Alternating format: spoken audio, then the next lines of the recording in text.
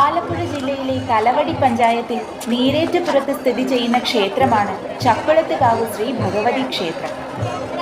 സ്ത്രീകളുടെ ശബരിമല എന്നാണ് ഈ ക്ഷേത്രത്തെ വിശേഷിപ്പിക്കുന്നത്.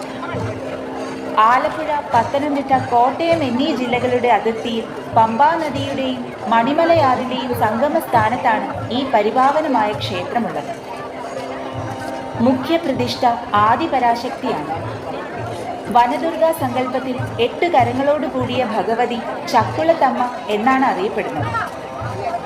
ഈ ക്ഷേത്രത്തിൽ ഗണപതി, പരമശിവൻ, മഹാവിഷ്ണു, സുബ്രഹ്മണ്യൻ, ഹനുമാൻ, ശാസ്താവ്, നവഗ്രഹങ്ങൾ, യക്ഷിയമ്മ എന്നീ ഉപദേവതകളുണ്ട്.